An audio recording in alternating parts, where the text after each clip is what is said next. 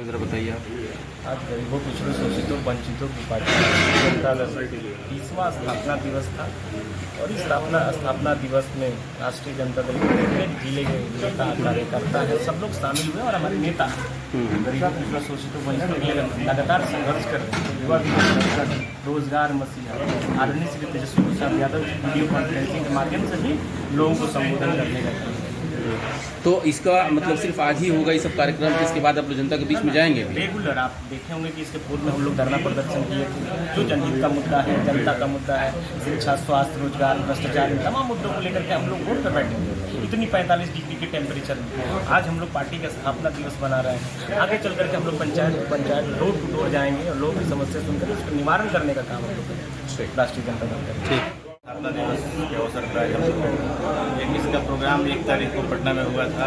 उसमें जो भी नेता है, नेता प्रतिपक्ष तेजस्वी यादव जी ने कुछ दिशा निर्देश दिया था। तो ये बताया गया था कि 5 तारीख को हर जिले में इसको विधिवत रूप से किया जाएगा, क्योंकि हमेशा ये पटना में होता है स्थापना दिवस का प्रोग्राम। तो प्रचार करने का मकसद था कि तमाम हर जिले के जो छोटे छोटे राष्ट्रीय जनता दल अधिकारी साथी हैं, कार्यकर्ता हैं, वो सब लोग शामिल हैं। और आप देखिएगा वीडियो कॉन्फ्रेंसिंग करके नेता सब लोगों को संबोधित किए हैं। और देखिए मेन मकसद जो है, चूँकि अभी हम लोग विपक्ष में हैं, अभी हम लोग का मेन मकसद है संगठन को मजबूत करना। नेता अपने भाषण में ये बोले हैं कि भीड़ के पीछे हम लोग नहीं जाना है, हम लोग को संगठन को मजबूत करना है। कैसे दोबारा हम लोग सत्ता में आएंगे, इसके लिए हम लोग प्रयास कर रहे हैं, संगठन को मजबूत कर रहे हैं। और देखिए पार्टी जो हमारी राष्ट्रीय जनता दल है, लालू प्रसाद यादव जी हमारे नेता हैं और इनके बारे में गलत भ्रामक संदेश, इनके बारे में गलत बातें प्रचारित की गई है, चारा घोटाला ये वो। आप देखिए कि लालू जी के संघर्ष को कोई याद नहीं करता है। गोपालगंज के फुलवरिया गांव के एक भैंस चराने वाले का नेता वहाँ से निकलते हैं, पटना जाते हैं, लॉ की पढ़ाई करते हैं, छात्र राजनीति करते हैं, वहाँ से जेपीए के आंदोलन में शामिल होते हैं, पुलिस की लाठियाँ खाते हैं, जेल जाते हैं। बहुत कम उम्र में लोकसभा सांसद बने, बाद में बिहार के मुख्यमंत्री बने। आज के डेट में कौन ऐसा नेता है? तो उनकी संघर्ष को बताया नहीं जाता है जनता को, बस बताया जाता है कि लालू यादव, उनके बारे में गलत बातें बताई जाती हैं। इस तरह के संघर्षशील नेता देखिए कहीं हैं अभी जो लोग ये सत्ता में हैं, या जो लोग बेगूसराय कोई नेता है जो पुलिस की लाठी खाया हो, आंदोलन किया हो, जेल गया हो, तो लालू यादव जी के बारे में गलत बातें फैलाई जाती थी। लालू यादव जी हैं एक नेता है और उनकी विचारधारा है, सिद्धांत है, राष्ट्रीय जनता दल का सिद्धांत, विचारधारा, उसी को भी हम लोग जन जन तक पहुँचाने का प्रयास करेंगे, संगठन को मजबूत करने का काम करेंगे। हो गया जी। क्या आप विपक्ष के एक मजबूत नेता हैं और कई बातें सुनने में आ रही थी कि आपके व्यवसाय को काफ़ी डिस्टर्ब किया जा रहा है, आपको टारगेट में लिया जा रहा है, क्योंकि राजद के कई नेताओं ने इस तरह के आरोप भी लगाए हैं। जनता जानना चाहती है कि सच में क्या राजद का होने के खामियाजा भुगतना पड़ रहा है आपको, क्या कुछ मामला है, जरा बताएं इस पर। देखिए सरकार वो चाहे चुनाव हो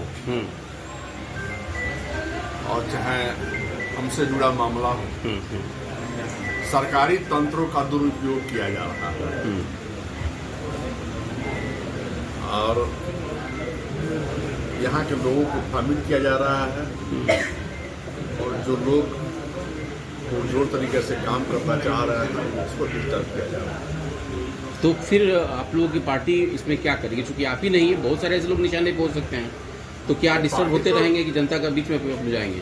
पार्टी अपना काम कर रही है, पार्टी लड़ाई लड़ रही है, उसी का एक हिस्सा आज जो था 30वां स्थापना दिवस के रूप में मनाया गया है और हम पार्टी के तमाम कार्यकर्ता और समर्थक आज सब लोग आए हुए थे और उन लोगों से खुल के हमारे राष्ट्रीय कार्यकारिणी अध्यक्ष माननीय तेजस्वी जी ने भी अपना संबोधन किया है, इसको लोगों ने सुना है और उसका फायदा, उसका लाभ लिया। जी जी मदा साहब, बताया जाए आज जो कार्यक्रम आप लोगों ने किया उस कार्यक्रम को, और उसके बाद जो बिहार की राजनीति में देखा जाए तो पिछड़ रही है राजद, बहुत पिछड़ रही है। सिर्फ आप लोग में आप ये बात बोल रहे हैं कि पिछड़ रही है। अब जबकि जब बिहार के मुख्यमंत्री जो है कि जिनको आप लोग गरीबों का मसीहा मानते हैं, उनको अपराधी कह रहे हैं, वो भी खुलेआम मंच से कह रहे हैं अपराधी, और आप लोग कोई जवाब नहीं दे पा रहे हैं। देश आज़ाद कराने के लिए अपनी योगदान देने वाला शहीद भगत सिंह, खुदीराम बोस,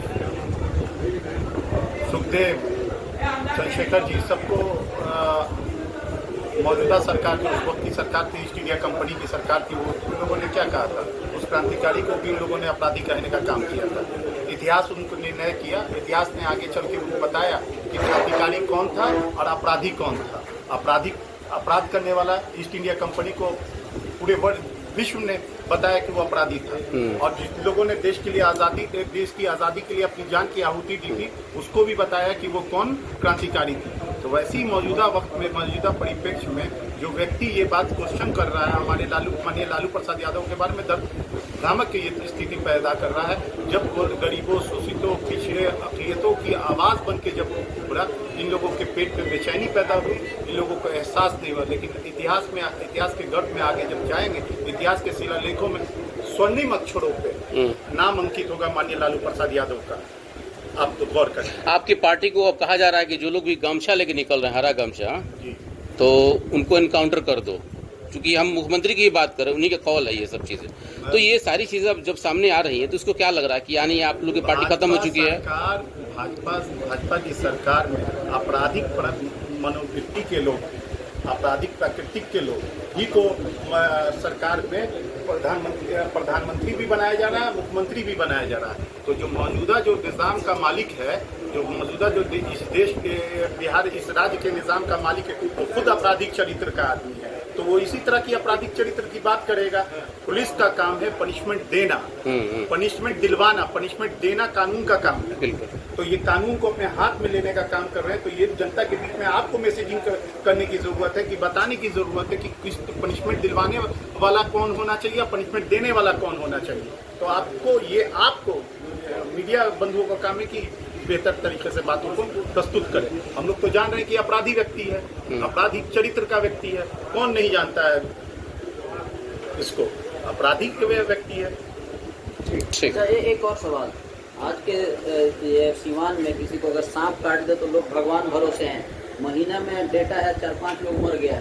2 दिन पहले ही अभी हम लोग बैठे यहाँ से 100 कदम जियाए का एक बच्चा, रेहान खान नाम का बच्चा था, 6 साल का।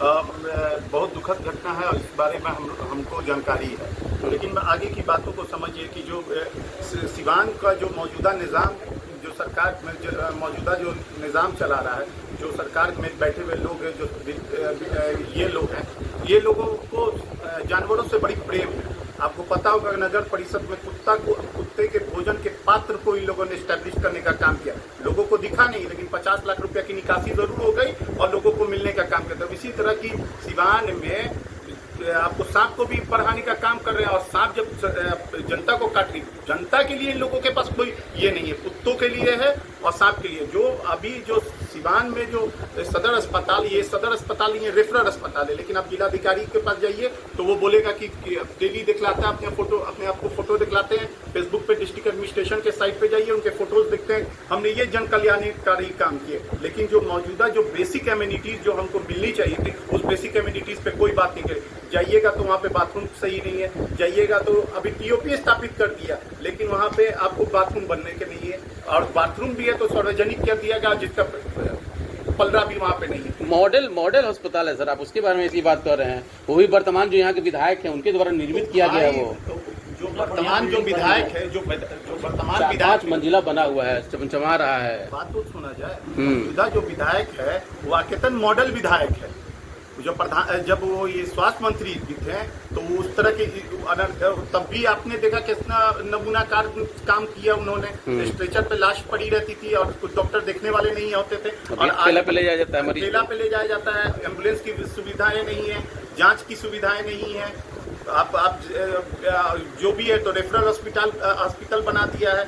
हमारी पार्टी के, हमारी साथ गठबंधन के जो जिलाध्यक्ष पहुंचे थे, सुशील बाबू, चाचा आपको याद होगा, हमारी पार्टी के सुशील यादव जी, उनको रेफर कर देने का काम किया। तो जब सोचिए पॉलिटिकल लोगों के साथ ऐसा हो रहा है तो सोच लीजिए। और ये निर्लज व्यक्ति है, ये निर्लज व्यक्ति है जो आपको यहाँ का है, आपका विधायक है, मौजूदा विधायक, वो निर्लज व्यक्ति है। उसको इतना तो कम से कम समझने का होगा कि कि जनता ने आपको मैंडेट देके जिताने का काम किया और जनता ने इस भरोसे पे आपको जिताने का काम किया कि जनता की बातों को, जनता की प्राथमिकताओं को आप सबसे अग्रिम सूची पे रखेंगे। लेकिन ये व्यक्ति अपने जनता की बातों को नहीं, पार्टी की बातों को, पार्टी की सोच को अग्रिम सूची पे रखते हैं और हमेशा है ना आपको कभी बंगाल चुनाव में रहते हैं, कभी आपको उत्तर प्रदेश के चुनाव होने जा रहा है वहाँ रहते हैं, जनता के बीच में नहीं। जनता नहीं चुना है ना उनको, तो जनता को जनता ने चुना नहीं है, जनता के साथ छल करके इन लोगों ने सरकार में आने का काम किया।